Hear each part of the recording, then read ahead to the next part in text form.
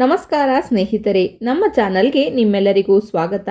ನಾವು ಪ್ರತಿದಿನ ದೇವರ ಪೂಜೆ ಮಾಡುತ್ತೇವೆ. ದೇವರ ಕೃಪೆ ಮನೆಯಲ್ಲಿ ಸುಖ, ಶಾಂತಿ, ಆರೋಗ್ಯ ಮತ್ತು ಸಮೃದ್ಧಿ ಇರಲಿ ಎಂಬ ಉದ್ದೇಶದಿಂದ ಭಕ್ತಿಯಿಂದ ಪೂಜೆ ಸಲ್ಲಿಸುತ್ತೇವೆ. ಆದರೆ ಕೆಲವೊಮ್ಮೆ ಅರಿವಿಲ್ಲದೆ ಕೆಲವು ಸಾಮಾನ್ಯ ತಪ್ಪುಗಳು ಆಗುತ್ತವೆ. ಈ ವಿಡಿಯೋದಲ್ಲಿ ಹೇಳಿರುವ ವಿಷಯಗಳು ವಿವಿಧ ಹಿಂದೂ ಸಂಪ್ರದಾಯಗಳು ಮತ್ತು ಆಚರಣೆಗಳಲ್ಲಿ ಕಂಡುಬರುವ ನಂಬಿಕೆಗಳ ಆಧಾರಿತವಾಗಿವೆ.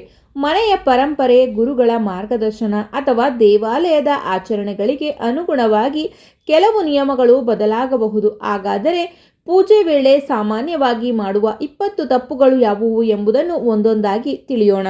ಶುದ್ಧತೆಗೆ ಗಮನ ಕೊಡದಿರುವುದು. ಪೂಜೆಗೆ ಮುನ್ನ ದೇಹ ಮತ್ತು ಮನಸ್ಸಿನ ಶುದ್ಧತೆಗೆ ಮಹತ್ವ ನೀಡಲಾಗುತ್ತದೆ. ಸಾಧ್ಯವಾದರೆ ಸ್ನಾನ ಮಾಡಿ ಸ್ವಚ್ಛವಾದ ಬಟ್ಟೆ ಧರಿಸಿ ಪೂಜೆ ಮಾಡುವುದು ಉತ್ತಮ ಎಂದು ಸಂಪ್ರದಾಯ ಹೇಳುತ್ತದೆ. ಪೂಜಾ ಸ್ಥಳವನ್ನು ಸ್ವಚ್ಛವಾಗಿಡದಿರುವುದು. ಪೂಜಾ ಕೋಣೆ ಅಥವಾ ದೇವರ ಸ್ಥಳವನ್ನು ಪ್ರತಿದಿನ ಸ್ವಚ್ಛಗೊಳಿಸುವುದು ಒಳ್ಳೆಯ ಅಭ್ಯಾಸ. ಧೂಳು, ಕಸ ಅಥವಾ ಅಸ್ತವ್ಯಸ್ತತೆ ಇರದಂತೆ ನೋಡಿಕೊಳ್ಳಿ. ಒಡೆದ ವಿಗ್ರಹ ಅಥವಾ ಹಾಳಾದ ಚಿತ್ರಗಳನ್ನು ಇಟ್ಟುಕೊಳ್ಳುವುದು. ಅನೇಕ ಸಂಪ್ರದಾಯಗಳಲ್ಲಿ ಒಡೆದ ವಿಗ್ರಹಗಳು ಅಥವಾ ಹಾಳಾದ ದೇವರ ಚಿತ್ರಗಳನ್ನು ಪೂಜಿಸದೆ ಗೌರವಯುತವಾಗಿ ವಿಸರ್ಜನೆ ಮಾಡುವ ಪದ್ಧತಿ ಇದೆ. ಬಾಡಿದ ಹೂವುಗಳನ್ನು ಅರ್ಪಿಸುವುದು. ತಾಜಾ ಹೂವುಗಳಿಂದ ಪೂಜೆ ಮಾಡುವುದು ಉತ್ತಮ ಎಂದು ನಂಬಲಾಗಿದೆ. ಬಾಡಿದ ಹೂವುಗಳನ್ನು ಸಮಯಕ್ಕೆ ಸರಿಯಾಗಿ ತೆಗೆದುಹಾಕಿ. ಹಳೆಯ ನೈವೇದ್ಯವನ್ನು ಅರ್ಪಿಸುವುದು. ದೇವರಿಗೆ ಸಾಧ್ಯವಾದಷ್ಟು ತಾಜಾ ಮತ್ತು ಸ್ವಚ್ಛವಾದ ನೈವೇದ್ಯವನ್ನು ಅರ್ಪಿಸುವುದು ಉತ್ತಮ ಎಂದು ಪರಂಪರೆ ಹೇಳುತ್ತದೆ. ದೀಪವನ್ನು ನಿರ್ಲಕ್ಷಿಸುವುದು. ದೀಪ ಹಚ್ಚಿದ ನಂತರ ಅದು ಸುರಕ್ಷಿತವಾಗಿದೆಯೇ ಎಂಬುದನ್ನು ಗಮನಿಸಿ. ಬೆಂಕಿ ಸುರಕ್ಷತೆಗೂ ಮಹತ್ವ ನೀಡಿ. ಪೂಜೆ ಮಾಡುವಾಗ ಮೊಬೈಲ್ ಬಳಸುವುದು. ಪೂಜೆ ಸಮಯದಲ್ಲಿ ಮನಸ್ಸನ್ನು ಏಕಾಗ್ರತೆಗೊಳಿಸಿ ಮೊಬೈಲ್ ಅಥವಾ ಇತರೆ ವ್ಯತ್ಯಯಗಳನ್ನು ಸಾಧ್ಯವಾದಷ್ಟು ದೂರವಿಡಿ.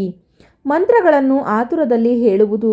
ಮಂತ್ರಗಳನ್ನು ಸಾಧ್ಯವಾದಷ್ಟು ಸ್ಪಷ್ಟವಾಗಿ ಮತ್ತು ಭಕ್ತಿಯಿಂದ ಜಪಿಸುವುದು ಉತ್ತಮ. ಕೋಪದ ಮನಸ್ಥಿತಿಯಲ್ಲಿ ಪೂಜೆ ಮಾಡುವುದು. ಪೂಜೆಗೂ ಮುನ್ನ ಮನಸ್ಸನ್ನು ಶಾಂತಗೊಳಿಸಿ. ಶಾಂತ ಮನಸ್ಸಿನಿಂದ ಮಾಡಿದ ಪ್ರಾರ್ಥನೆ ಆತ್ಮಸಂತೋಷವನ್ನು ನೀಡುತ್ತದೆ. ಪೂಜೆ ಮಧ್ಯದಲ್ಲಿ ಎದ್ದು ಹೋಗುವುದು. ಸಾಧ್ಯವಾದರೆ ಪೂಜೆಯನ್ನು ಪೂರ್ಣಗೊಳಿಸಿದ ನಂತರವೇ ಬೇರೆ ಕೆಲಸಗಳಿಗೆ ಮರಳಿ. ಪ್ರಸಾದವನ್ನು ವ್ಯರ್ಥ ಮಾಡುವುದು. ಪ್ರಸಾದವನ್ನು ಗೌರವದಿಂದ ಸ್ವೀಕರಿಸಿ. ಆಹಾರವನ್ನು ವ್ಯರ್ಥ ಮಾಡದಿರುವುದು ಒಳ್ಳೆಯ ಸಂಸ್ಕಾರ. ದೇವರಿಗೆ ಅರ್ಪಿಸುವ ಸಾಮಗ್ರಿಗಳ ಸ್ವಚ್ಛತೆ. ಪಾತ್ರೆಗಳು, ಹಣ್ಣು ಮತ್ತು ಪೂಜಾ ಸಾಮಗ್ರಿಗಳು ಸ್ವಚ್ಛವಾಗಿರುವುದನ್ನು ಖಚಿತಪಡಿಸಿಕೊಳ್ಳಿ. ಯಾವ ದೇವರಿಗೆ ಯಾವ ಅರ್ಪಣೆ ಸೂಕ್ತ ಎಂಬುದನ್ನು ತಿಳಿಯದಿರುವುದು. ವಿಭಿನ್ನ ಸಂಪ್ರದಾಯಗಳಲ್ಲಿ ವಿಭಿನ್ನ ದೇವತೆಗಳಿಗೆ ವಿಭಿನ್ನ ಹೂವು, ಎಲೆ ಅಥವಾ ನೈವೇದ್ಯಗಳನ್ನು ಸೂಚಿಸಲಾಗುತ್ತದೆ. ನಿಮ್ಮ ಪರಂಪರೆಯಂತೆ ಪಾಲಿಸುವುದು ಉತ್ತಮ. ಪೂಜಾ ಕೋಣೆಯಲ್ಲಿ ಅನಗತ್ಯ ವಸ್ತುಗಳನ್ನು ಇಡುವುದು. ಪೂಜಾ ಸ್ಥಳವನ್ನು ಸರಳ ಮತ್ತು ಸ್ವಚ್ಛ, ಶಾಂತ ವಾತಾವರಣವಾಗಿಡಲು ಪ್ರಯತ್ನಿಸಿ. ದೀಪ ಮತ್ತು ಧೂಪವನ್ನು ಸುರಕ್ಷಿತವಾಗಿ ಇಡದಿರುವುದು. ಇದು ಧಾರ್ಮಿಕ ವಿಷಯದ ಜೊತೆಗೆ ಸುರಕ್ಷತೆ ವಿಷಯವೂ ಹೌದು. ಬೆಂಕಿಯಿಂದ ಅಪಾಯವಾಗದಂತೆ ಎಚ್ಚರಿಕೆ ವಹಿಸಿ. ದೇವರಿಗೆ ಕೃತಜ್ಞತೆ ಸಲ್ಲಿಸದೇ ಇರುವುದು. ಪೂಜೆ ಮುಗಿದ ನಂತರ ಕೃತಜ್ಞತೆ ಪ್ರಾರ್ಥನೆ ಸಲ್ಲಿಸುವುದು ಅನೇಕ ಸಂಪ್ರದಾಯಗಳಲ್ಲಿ ಮಹತ್ವವಾಗಿದೆ. ಪೂಜಾ ಸಮಯದಲ್ಲಿ ಜಗಳ ಅಥವಾ ಕಟುವಾದ ಮಾತು. ಪೂಜಾ ಸಮಯದಲ್ಲಿ ಶಾಂತ ವಾತಾವರಣವನ್ನು ಕಾಪಾಡುವುದು ಉತ್ತಮ ಎಂದು ನಂಬಲಾಗಿದೆ. ವ್ರತ ಅಥವಾ ಪೂಜೆಯ ನಿಯಮಗಳನ್ನು ತಿಳಿಯದೆ ಅನುಸರಿಸುವುದು.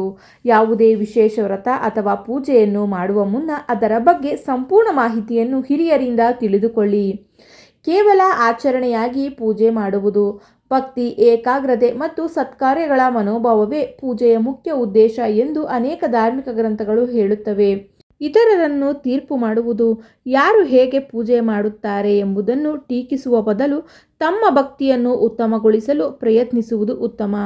ಸ್ನೇಹಿತರೆ, ಪೂಜೆ ಎಂದರೆ ಕೇವಲ ಆಚರಣೆಯಲ್ಲ, ಅದು ಭಕ್ತಿ, ಶಾಂತಿ, ಕೃತಜ್ಞತೆ ಮತ್ತು ಆತ್ಮಶುದ್ಧಿಯ ಮಾರ್ಗ. ಇಂದು ಹೇಳಿದ ವಿಷಯಗಳು ವಿವಿಧ ಹಿಂದೂ ಸಂಪ್ರದಾಯಗಳಲ್ಲಿ ಕಂಡುಬರುವ ಸಾಮಾನ್ಯ ಮಾರ್ಗದರ್ಶನಗಳಾಗಿವೆ.